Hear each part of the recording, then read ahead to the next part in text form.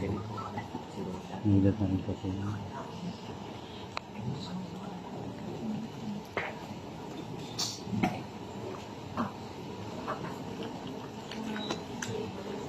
Magandang gabi po sa inyo lahat.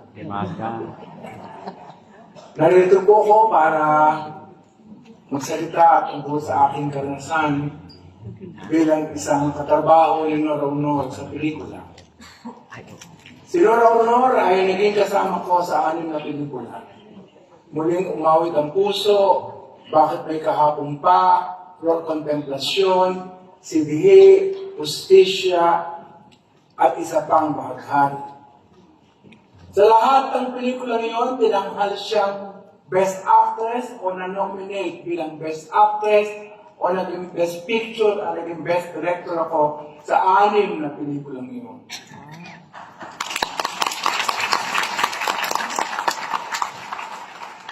Pero hindi ko doon unang nakilala sa Ate Guy.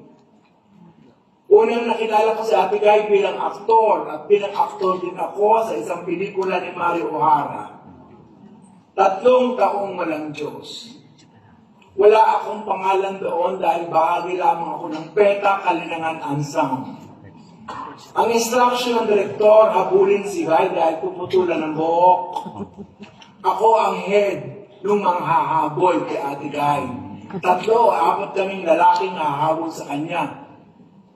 Nung sinabi ng action, tumakbo si Ate Guy, tumakbo din kami, hindi namin nahabol dahil napakabilis ng tumakbo. Sabi ni Director, Kat! Diba lalong nangyari? Napakabilis ng tumakbo, hindi namin nahabol. Pinakasok na nausap kami ni Ate Guy. Anong problema? Napakabilis mo nga tumakbo, Ate Guy. Hindi namin tumakbo. Napakabilis mo palang tumakbo. Sige, ulit, take 2. Action! Tumakbo ulit si Ate Guy, tumakbo din. Kami nakahabol na namin siya. Nasusunod, puputulan siya ng buhok. Nung puputulan siya ng buhok, umiikot ang camera, umiikot din kami sa kanya, may hawak kami gunting. Pagdating sa akin, close up, nakita ko ang mukha ni Ate Guy, natulala ako. Sabi ni Mario, Kat! Bakit hindi mo putulin yung buhok daw eh? Kasi nakatitig sa akin si Ate Guy, talaga nakatitig siya sa Ellen, puputulan yung buhok. Namangha ako sa mata ni Ate Guy. Yung kayo nila, pinutulpo na ang buhok niya. Pero nakakamangha ang ekspresyon ni Ate Guy habang pinuputulan namin siya ng buhok. Yun ang una kong experience sa kanya. Pagkatapos noon, may himala. Assistant director na ako noon, crowd director, casting director, at kung ano-ano pa sa pelikulang yun. Yun ang experience ko sa film production, kauna-unahan. Crowd director ako. Kumukuha ako ng mga matatanda. May isang instruction si Ishma. Kumuha ka ng mga matatanda, yung talagang mukhang matanda. Kumuha ka ng 20 matatanda. Diyos ko, punta ako sa barangay, kuha ako ng 20 matatanda. Nakitang-kita ang katandaan. Inihigayar ako, eto na po ang 20. Ito si Ate Guy. Isa-isang inspection ni Ishma. Naku, hindi maganda yan. Papalikin mo yan, hindi nakikita ang katandaan. Dapat nakikita ng katandaan sa mga mukha. Ha? Ibabalik ko lahat ito? Kasi sa mga barangay? Nilamitan sila na ako ni Ate Guy. Kaya mo, kakausapin ko isa-isa. Kaya usap niya habang papunta kami sa bus. Alam mo, binigyan siya ng pera yung mga matatanda. Dahil sa kanyang pag-attend. Si Ate Guy ang bigyan ng gatong. O kung ako ulit ang matatanda, dahil ang puli, nahilera ko na naman ang matatanda, talagang pagka nakatatanda, halos hindi na makalakad ang tandaan. So, may inspection ni Ate Guy, may inspection ni Ishma. Sabi ni Ishma, yan, very good. Dahil ko close upan ang mga mukha. Natuwa naman ako. Ang susunod, kumuha ka ng mga may sakit. Mga may sakit. Yung may sakit na nakikita. Kumuha ako. Mga may sakit. Anong sakit mo? Meron pa akong trangkas. Ay, hindi ka pala nakikita. Anong sakit mo? may cancer po ako. Ay, hindi pwede, hindi nakikita. May ulcer po. Ay, hindi, meron yung ako, hindi. Tsaka yung nakikita ang sakit. Ano ba yun? Yung mga kabi niya, ang mukha, yung mga lalaki, ang ilong, yun, balik na naman.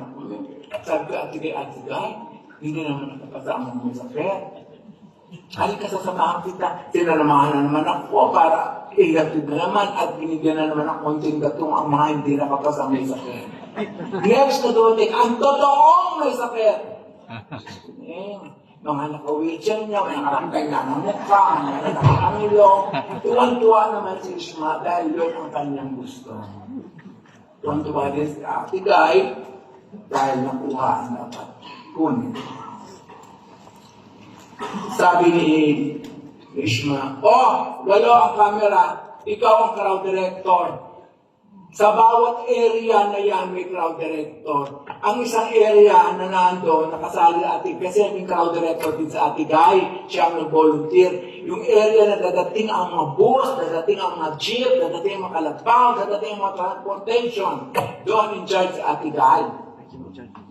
Hindi na siya pwede kasi aarte na siya. Sabi, kaya paano yan? Kung ano ako ibang bahala ako dyan. May senyas ako na hindi nila alam. Sabi, Ishma, ready? Ready tayo, ha? Yun ang una namin rehearsal. Biglang umulan ng malakas. Pagkalakas-lakas na ulan, parang may sandstorm. Takap tayo, sabi ni Ishma. Naku, sabi ni Ishma, kapayong lumapit sa akin, it's your problem now. Joke. Take those people home. Saan ba sasakay? Saan ba sasakay? Makakasang nilibos na kayo. Gusto, ako, katayin dito ng mga yan. It's a thunderstorm. Ay, umuwi na lugar na, tinulungan ako ni Ate-Guy. Pinausap yung bus. 3-4 na bus, sinakay-sakay. Ayaw kasi sakay ng bus kasi hindi naman yung kontrata nila. Ang kontrata, yung mga eskwela na doon, isinakay rin. Si Ate Guy rin ang pumausap, kasama ako. Tinulungan niya ako na maisama, iligtas ang mga ordinaryong tao sa napakalakas na ulan. Na-pack up. Inulit another day, gano'n na naman. Diba? Papatayin si Ate Guy, babarilin. At si Ate Guy, at sabi na walang himala, babarilin na siya. Diba? Kaibigan ko yung stuntman na bumaril. Sabi ko, pag baril mo, magtago ka, baka magati mga tao sa iyo. Yung action na, bang! Binaril na si Ate Guy. Hindi siya nakatakbo, binugbog siya. Naawa ko, ang pangalan ko, Monching Maglangit. Binugbog siya ng mga tao, sabi ko, ay, magtago ka eh. Hindi siya nakatago, binugbog siya ng mga fans ni Ate Guy. Noong unang araw, datingan nilang lahat, nakaset up ng camera, baka ingay-ingay. Guy, sabi naman yung kami, Guy. Sabi ko, yung crowd mo, baka ingay-ingay. Hindi pwede na mag-shoot yung ingay-ingay. Tinawagan ko ulit sila, Ate Guy, ang ingay-ingay. Pumunta siya sa microphone, si Ate Guy. Simple lang ginawa niya. Sabi niya lang, tumulong niya 3,000 tao. Ganong kalakas ang influensya ng isang.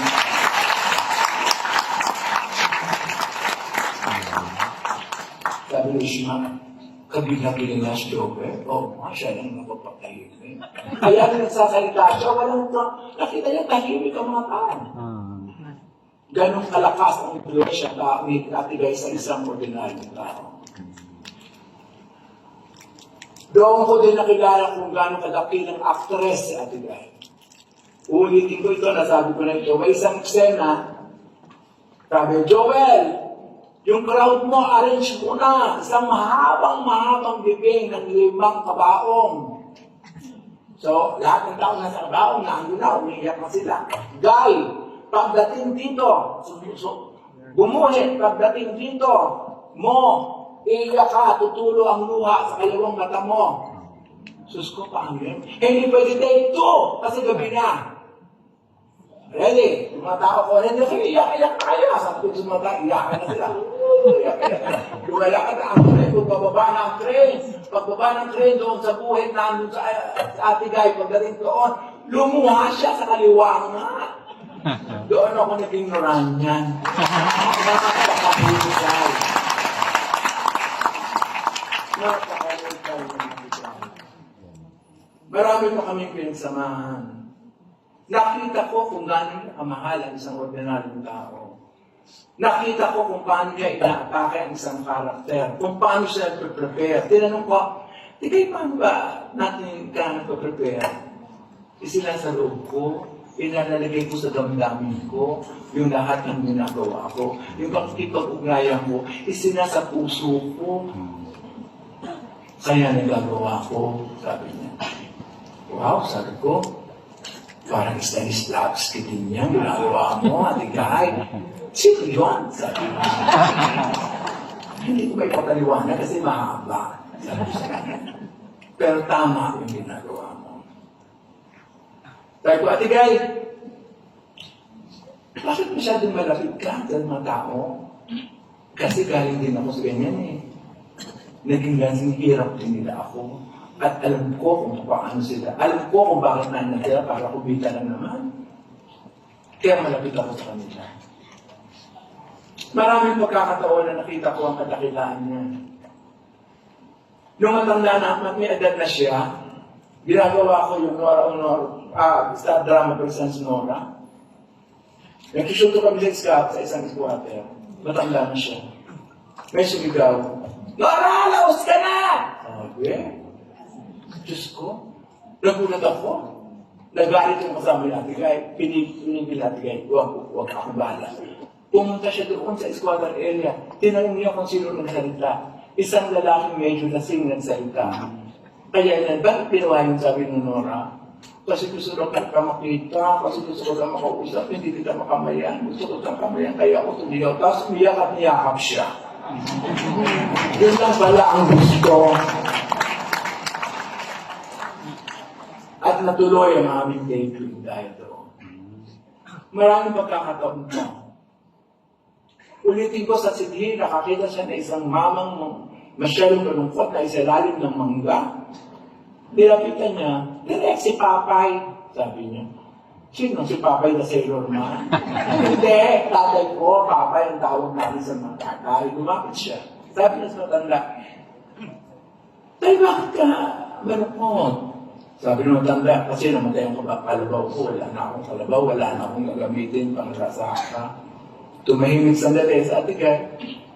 Tumingin sa akin. Sabi niya, magkano po ba ang isang kalabaw? Sabi ng matanda, 15,000 po. 15,000 po. Sabi niya. Tinawag niya isang assistant na kumuha ng 15,000. Binigay doon sa matanda. Ayan na po, bumili na po kayo ng kalabaw. Umiyak yung matanda, lumuha, nagpasalamat, kinuha ang kamay niya at inaligyan ang kamay niya at umalis na. Marami siyang ginagawang kabutihan na hindi nalalaman ng maraming tao. Pero si Guy ay tao. Meron din siyang mga pagkukulang. Meron din siyang kahinaan. Diyos ko, ang dami namin pag-aaway na nangyari. Una, Diyos ko, tatawag eh, mag-usap kami, o bukas may shooting ha, alas 6 ang show, ang call, pwede kang dumating na alas 7, sasabihin niya, opo direct. Pagdating sa set, Diyos ko, alas 12 na wala pa siya. Kakausapin ko, bakit yan Ate Guy, late ka? Eh kasi marami akong problema, hindi pwede gano'n, naghintay maraming tao. Isang best din, bakit may kahapon pa? Shooting. Usap. Ate Guy, bukas sa big scene, rally ang scene. Dapat na andun ka maaga. Darating ako talaga. Tumati kami lahat, nakaabang na kami. Alas 9 na hindi pa dumadating, tinawagan ko. Hoy, Ate Guy, ba't wala ka pa? Diyos ko, mag-umpisa na. Hindi kami mag-umpisa.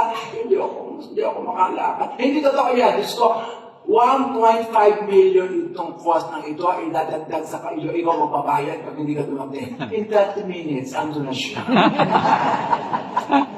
meron din mga kahinaan si Ate Guy. Siya ay isang taong may damdamin. Mahal natin si Ate Guy. Sa isang eksena na ako artista at siya ang artista din, ako yung pare, nagkukumpisa sa akin at umiiyak na hindi niya masabi ang kasalanan niya.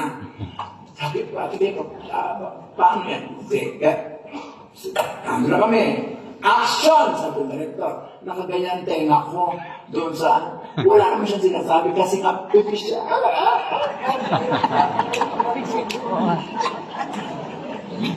Sabi ng director. Very good. Bakit very good? Wala naman ako narinig. Kasi hindi mo sumasabi ang kanyang kasalanan. Napakahusay niya, Ate Guy. At tumutulong siya sa isang kakataon, tinanong ko siya, Ate Guy, ako nakaka-take na tayo. Gabi ko kausapin mo yung co-actor mo, turuan mo, hindi pwede direct. Iba ang karanasan niya sa karanasan ko. Iba ang pagtingin niya sa problema niya. Ang kailangan lang natin gawin, ilinaw sa kanya ang sitwasyon para magawa niya ng tama ang hinihingi mo. Yung nga ginawa ko, nililaw ko, ganito, experience, hanggang nagawa nga. Naniniwala si Ate Guy sa kakayahan ng bawat isa. Naniniwala si Ate Guy na makakaya ng isang tao ang isang bagay kung malinaw sa kanya ang patutunguhan at kung sa paano ito gagawin. Sa usapang politika, naku, pabago-bago si Ate Guy. Pabago-bago. Pero isa lamang ang consistent sa kanya. Ang katumpakan ng pagmamahal sa mga nasa laylayan ng lipunan. Ang katumpakan ng pagmamahal at pag-aalala sa mga nasa laylayan ng lipunan. Pag meron akong pelikulang gagawin at sasabihin ko sa kanya, sasabihin niya muna sa akin, ano ba ang gusto nating sabihin sa pelikulang yan? Ano ba ang gusto nating linawin para sa manonood sa pelikulang yan? Sasabihin niya, ako bilang artista pelikulang yan, ako ang magiging instrumento ng paglilinaw ng nais nating sabihin at iparating sa mga manonood. Lahat ng pelikulang ginawa ko ay may gustong sabihin na siya ang nagsasabi bilang actress sa manonood. Nililinaw niya ang politika ng pelikula. Ang politikang nakaugnay sa kagandahan at kabutihan ng masang Pilipino. Yun ang politika ni Ate Guy. Maraming pagkakataon na si Ate Guy ay hindi naiintindihan ng maraming tao. Bago siya naging national artist, marami siyang pinagdaanan. Hindi importante sa kanya ang kayamanan o pera. Kung kanyang genius ang pera, siya na pinakamayamang artista sa buong Pilipinas. Pero hindi. Ang pera sa kanya ay hindi dapat i-Diyos. Ito'y pinamimigay niya sa mga kinakailangan. Witness ako, gusto ko, ilang libong preso ako pinapila niya, tunigyan ng pera, at nagalit sa akin ng warden. Direk, baka tumakas sa mga yan! Pinurang tama na yun, baka tumakas. Sinabihan ko si Dali siya, nataka. Wala man tumakas. Ganon ka-importante ang tao sa kanya. Sa mga crew, pagkatapos ng isang shooting, may pera, may parapol, may party after the shoot. Si Ate Guy ang nag-organize noon. May parapol. At ang mga premyo, magaganda. Washing machine, dryer, pera, marami. TV. At may pasimple pa ako ito. Sa'yo. Sa'yo. Huwag mong sabihin sa iba. O ito. Ganyan. Pabigay-bigay pa ng gano'n. Naging best actress siya. Kauna-una ang artistang Pilipino na naging best actress sa isang A-list festival. sa Cairo. Sabi niya sa akin, dali, halika sumama ka. Ay, merong shooting, hindi ako makakapunta. Sayang naman, hindi mo makikita ang terno ko. Sabi niya. Yung nakalabas sa TV, sa news, nakita ko, maganda naman ang terno niya. Iwating siya dito. Sabi ko, sayang, hindi nabigay sa akin ng trophy. Hindi, ibibigay ko sa iyo yung merong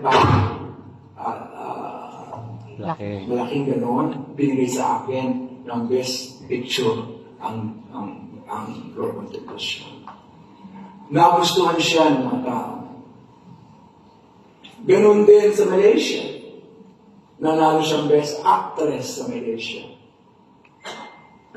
Marami pa siyang mga award, pero hindi ito naging dahilan upang malayo siya sa ordinaryong tao, upang malayo siya sa mga kasamahan niya sa trabaho. Hindi ito naging hadlang, hindi tumaas ang kanyang ere. Siya pa rin sinoro-honor na nasa lupa. Siya pa rin sinoro-honor na hinahaan ng lahat ng tao. Sabi nga niya, sa Himala bilang Elsa, nung kausap niya yung documentalist na sa Spanky Manigan, magiging kalansay na tayong lahat. Pero ang sining na ating ginawa ay mabubuhay ng matagal sa habang panahon. Yun si Ate Guy.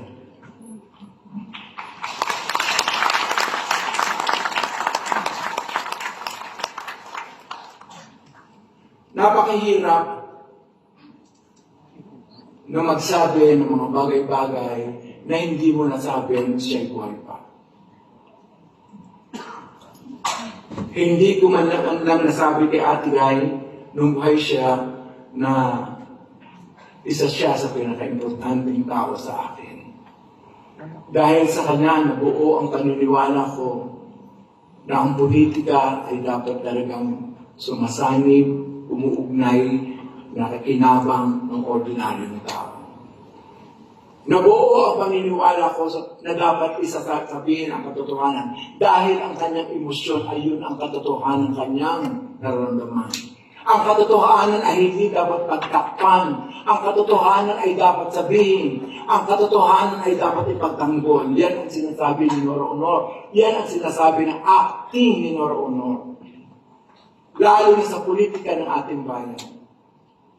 Sa isang panahon na magulo, nakausap ko si Ate Guy. Sabi ko, Ate Guy, paano ba ito? Hindi ako kung saan lalago, kung saan makikinabang ang ordinaryong tao, doon ako.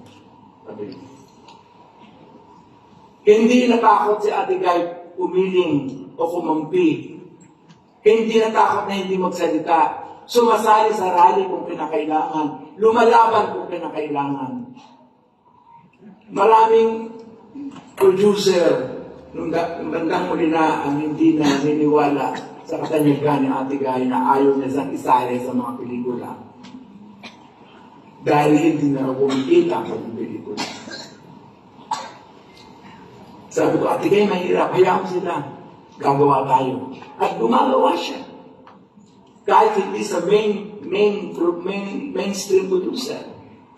Gumagawa siya ng indie o independent. Tinutulungan niya ang independent films. Marami siyang ginawa ito. Hindi sa mainstream, kundi independent film. Naging reyes siya ng independent na pelikula. Bilang reaksyon sa mga ginagawa ng mainstream cinema na puro lamang pampatawa, pampaiyak, pampalibog ang ginagawa. Si Ate Guy ang magiging simbolo ng ating sining sa maraming panahon. May mga institusyon na hindi na kinikilala ang artistic expression ng pelikula. Ini-is out na ang pelikula sa kanilang programa. Nakakalungkot. Ito ay matinding dagok sa lahat ng gumagawa ng pelikula.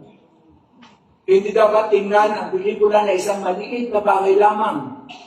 Ito'y malaking bagay dahil ito'y potent medium na naiintindihan ng ordinaryong tao. Ito ang pinaglalaban ni Nora Honor. Mahal ni Nora Honor ang pelikula. Kailangang mahalin din natin ang pelikula dahil ito'y mataas na artistic expression. Hindi ito isang maliit na bagay. Hindi lamang ito isang popular medium. Ito'y artistic expression ng bayan. Palakpakan natin si Nora Honor.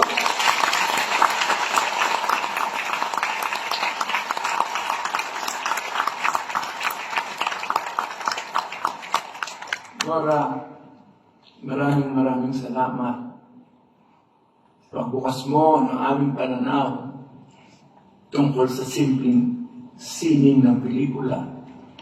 Maraming salamat. Maraming salamat.